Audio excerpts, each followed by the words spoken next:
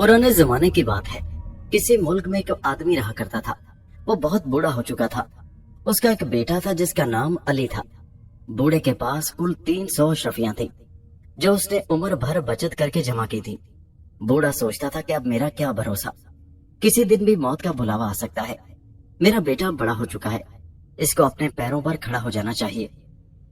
बहुत गौर फिक्र के बाद उसने अपने बेटे को बुलाया और कहा, बेटा मैं अब बहुत बूढ़ा हो चुका हूँ और चाहता हूँ कि मेरे मरने से पहले तुम अपने पैरों पर खड़े हो जाओ।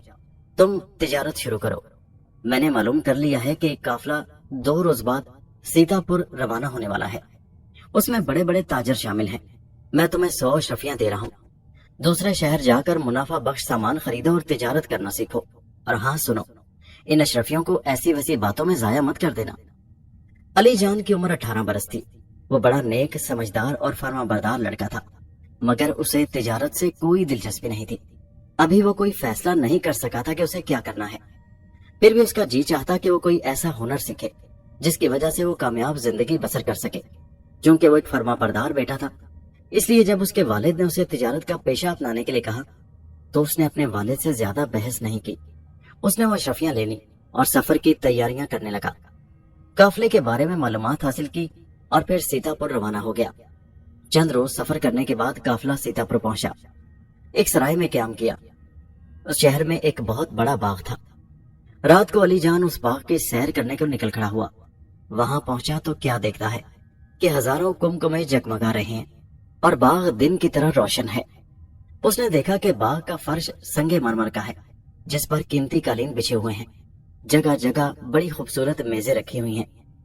उन मेजों पर लालो जवाहर जड़े हुए हैं। मेजों पर कुछ लोग बैठे थे।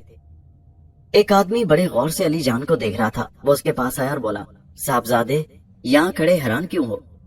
कोई बात जानने के ख्वाहिशमंद हो तो मैं हाजिर हूँ। ये कौन लोग हैं और क्या कर रहे हैं? अली जान ने उस शख्स से पूछा। बरखुरदार, ये नौजवान शतरंज खेल रहे हैं। यहाँ इसकी तरबियत दी जाती है। ये शतरंज का हुनर सिखाने की दरसगाह है। अली जान कहने लगा, क्या मैं ये हुनर सीख सकता हूँ? हाँ, तुम भी सीख सकते हो। कायदे के मुताबिक तुम्हें 100 अशरफियां बतौर हमें उजरत देना होगी। 6 महीने का ये सारा सिलसिला होगा। इस दौरान तुम्हारा खाना पीना रहना सब दरसगाह के जिम्मे होगा। अली जान के पास जो अशरफियां थी वो देकर उसने शतरंज खेलने के दरसगाह में दाखिला ले लिया। चंद दिनों में उसे शतरंज खेलने में बड़ा मजा आया। जल्दी वो एक ज़हीन और माहिर खिलाड़ी बन गया। बाज औकात तो वो अपने उस्तादों से भी आगे बढ़ने लगा। जब उसका वक्त खत्म हुआ तो सब तालिब इल्म अपने अपने घरों को जाने लगे। अली जान ने शतरंज के खेल में बड़ा नाम पैदा कर लिया था, लेकिन वो बहुत उदास था कि बगैर पैसों के घर कैसे जाएगा और अपने वालिद को क्या बताएगा। बहरहाल वो बोझल दिल के साथ घर रवाना हुआ। रास्ते में जंगली फल और चश्मे के पानी पर गुजारा किया और पैदल सफर करते हुए घर पहुंचा। जब अली जान खाली हाथ लौटा तो उसके वालिद को बड़ा दुख हुआ और उन्होंने अली जान को बताया कि उसने वक्त और पैसा बर्बाद करके अपना मुस्तकबिल खराब कर लिया है। साल भर तक अली जान अपने घर में बेकार पड़ा रहा। एक दिन उसके वालिद ने उसे अपने पास बिठाया, फिर नसीहतें दी, जमाने की ऊंच नीच से आगाह किया, वक्त और पैसे की कदर और कीमत समझाई, तिजारत के फायदे बताए और एक बार फिर 100 अशरफियां देकर उसे तिजारत के लिए रवाना किया। काफिला फिर मंजिलें तय करता हुआ सीतापुर पहुंचा। एक बार फिर सराय में सामान उतारा गया और शाम को अली जान फिर बाग के सैर को निकल खड़ा हुआ। बाग में इस बार बहुत प्यारा सा नगमा सुनाई दे रहा था। जब वो अंदर दाखिल हुआ तो देखा जहां उसने शतरंज खेलने सीखी थी वहां साज बजाए जा रहे हैं। साज की आवाजें उसे अपनी तरफ खींचने लगी। वो अपने बाप की नसीहतें भूल गया। उसका दिल चाहा कि वो भी साज बजाना सीख ले। उसने बात की तो मालूम हुआ कि वही 100 अशरफियां और फिर वही 6 महीने। अली जान ने 100 अशरफियां अदा की और फिर वही साज बजाने सीखने लगा। उनमें उसका दिल ऐसा लगा कि वो उसी में डूब गया। कुछ अरसे बाद उसने साज बजाने में इतनी महारत हासिल कर ली कि अपने उस्तादों को भी पीछे छोड़ दिया। जब उसका सारा सिलसिला खत्म हुआ तो इम्तिहान हुआ। अली जान उसमें कामयाब हुआ। फिर सब लोग अपने अपने घरों को लौट गए। अली जान एक बार फिर उदास हुआ कि अब अपने बाप के पास किस मुंह से जाऊंगा और कैसे बताऊंगा कि तिजारत के बजाय अब एक और हुनर सीख लिया है। वो पहले की तरह पैदल सफर करता हुआ अपने घर पहुंचा। इस बार उसके वालिद का रद्द-ए-अमल बड़ा शदीद था। बेटे को खाली हाथ देकर उसे बहुत गुस्सा आया। उसने अली जान को खूब बुरा भला कहा। फिर 1 साल और गुजर गया। एक दिन उसके वालिद ने उसे शफकत से अपने पास बिठाया और कहने लगा, देखो बेटे, मैं एक बार फिर तुम्हें 100 अशरफियां दे देता हूँ, یہ آخری اشرفیاں ہیں میرے پاس، اگر تم نے ان کو بھی فضول کاموں میں اڑا دیا تو ہم بالکل کنگال ہو جائیں گے، روٹی کے ایک ایک ٹکڑے کو ترسیں گے اور تم کبھی اپنے پیروں پر کھڑے نہیں ہو سکو گے۔ علی جان نے 100 اشرفیاں لے لی، باپ کی نصیحتوں کو اپنے پلے سے باندھا اور چند دنوں کے بعد وہ پھر ایک قافلے کے ساتھ روانہ ہو گیا۔ اس بار اس نے فیصلہ کیا کہ وہ پوری احتیاط سے کام لے گا اور کوئی ہنر سیکھنے کے بجائے ان اشرفیوں سے مال و اسباب خریدے گا اور پھر اچھے منافع پر بیچے گا، اور ایک بار پھر وہ اسی شہر میں تھا۔ سرائے میں سامان رکھنے کے بعد اس نے فیصلہ کیا کہ اس بار وہ باغ کا رخ نہیں کرے گا۔ وہ شام کو غسل کے لیے حمام گیا۔ واپسی پر وہ باغ کے قریب سے گزر رہا تھا تو اس نے دل میں کہا کہ ایک نظر دیکھنے میں کیا حرج ہے۔ تھوڑی دیر بعد ہی وہ باغ کے اندر تھا۔ اس نے دیکھا کہ جہاں اس نے شطرنج کھیلنا اور ساز بجانا سیکھا تھا وہاں نوجوان بیٹھے ہیں اور کچھ علم حاصل کر رہے ہیں۔ لکھنے پڑھنے کی خواہش نے علی جان کو بے چین کر دیا۔ پھر اس نے وہیں داخلہ لیا، 100 اشرفیاں دی اور پھر پہلے کی طرح اس نے محنت اور دلچسپی سے تعلیم حاصل کی۔ تعلیم پوری ہوئی، علی جان نے پڑھنا لکھنا سیکھ لیا، لیکن اس بار خالی ہاتھ گھر لوٹنے اور بوڑھے باپ کو اپنی شکل دکھانے کی ہمت اس میں نہیں تھی۔ اس دوران علی جان کی ملاقات ایک ایسے سوداگر سے ہوئی جو دور کے کسی شہر جا رہا تھا۔ وہ اپنا سامان اونٹوں پر لاد چکا تھا۔ علی جان نے اس سوداگر کے ہاں ملازمت کر لی۔ قافلہ چلتا رہا۔ یہ راستہ ایسا تھا جہاں پانی کی کمی تھی۔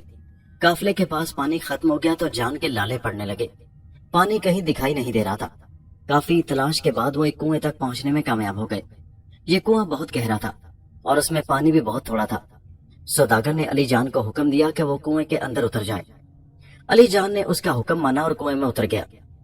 اس نے مشک میں پانی بھرا۔ ابھی وہ اوپر چڑھنے کی سوچ ہی رہا تھا کہ کنویں کی دیوار میں بنے ہوئے ایک چھوٹے سے دروازے پر اس کی نظر پڑی۔ مشک ایک طرف رکھ کر وہ دروازے کی طرف بڑھا۔ دروازے کو ہلکا سا دھکا دینے پر وہ کھل گیا۔ علی جان نے اندر جھانک کر دیکھا، کمرہ بہت روشن، منور اور بڑا تھا۔ اس میں قالین بچھے تھے۔ وہاں ایک بوڑھا موجود تھا۔ وہ سر جھکائے بہت اداس بیٹھا تھا۔ اس کے ہاتھ میں ایک ساز تھا۔ علی جان اندر داخل ہوا اور بوڑھے کے ہاتھ سے ساز لے کر بجانے لگا۔ نغمے کی میٹھی دھن سن کر بوڑھے نے اپنی آنکھیں کھولی اور علی جان کو محبت بھری نگاہوں سے دیکھا۔ جب دھن ختم ہوئی تو بوڑھے نے اسے دل کھول کر داد دی اور پھر پوچھا، اے آدمزاد، تو یہاں کیسے آ گیا؟ علی جان نے سارا قصہ سنایا۔ اس کے بعد وہ چلنے لگا تو بوڑھے نے اسے روکا اور کہا، تم نے مجھے گیت سنا کر بہت خوش کیا، میں تمہیں 300 اشرفیاں انعام میں دوں گا۔ اس کے علاوہ اگر کوئی خواہش ہے تو بتاؤ، میں پوری کروں گا۔ علی جان نے پوچھا، بزرگ آپ کون ہیں اور یہاں کیا کر رہے ہیں؟ بزرگ کہنے لگا، میں ایک جن ذات ہوں۔ 5 دن ہوئے میرا اکلوتا بیٹا مجھے اکیلا چھوڑ کر اس دنیا سے چلا گیا۔ اس کی موت نے مجھے اداس کر دیا ہے۔ میں خود بھی مرنے کو تیار ہوں اور اپنے غم کو کم کرنے کے لیے اپنے بیٹے کا یہ ساز اٹھا لایا تھا، مگر یہ مجھے بجانا نہیں آتا تھا۔ تم نے اپنے جادو بھرے نغمے سے میرے دل میں ایک نئی روح پھونک دی ہے۔ تم کیا چاہتے ہو؟ تمہاری خواہش کیا ہے؟ آپ اوپر چڑھنے میں میری مدد کیجیے، علی جان نے کہا۔ بوڑھے نے 300 اشرفیوں سے بھرا تھیلا علی جان کے ہاتھ میں تھما دیا اور کہا کہ آنکھیں بند کرو۔ علی جان نے آنکھیں بند کی اور جب اس نے آنکھیں کھولی تو اپنے آپ کو کنویں سے باہر پایا۔ قافلہ جا چکا تھا۔ علی جان قدموں کے نشان دیکھتا ہوا قافلے کے پیچھے چل پڑا اور دوسرے دن قافلے کے ساتھ مل گیا۔ سب اسے زندہ دیکھ کر بہت حیران ہوئے۔ علی جان نے سوداگر کو سارا واقعہ سنایا اور اشرفیوں سے بھرا تھیلا بھی دکھایا۔ راستے میں قافلہ جب سستانے کے لیے رکا تو قافلے کا سردار ایک طرف بیٹھ کر خط لکھنے لگا۔ پھر اس نے خط لفافے میں بند کر ایک طرف مہر لگائی اور علی جان کو بلا کر کہا، تم بہت اچھے نوجوان ہو، میں تمہاری شرافت سے بہت متاثر ہوا ہوں۔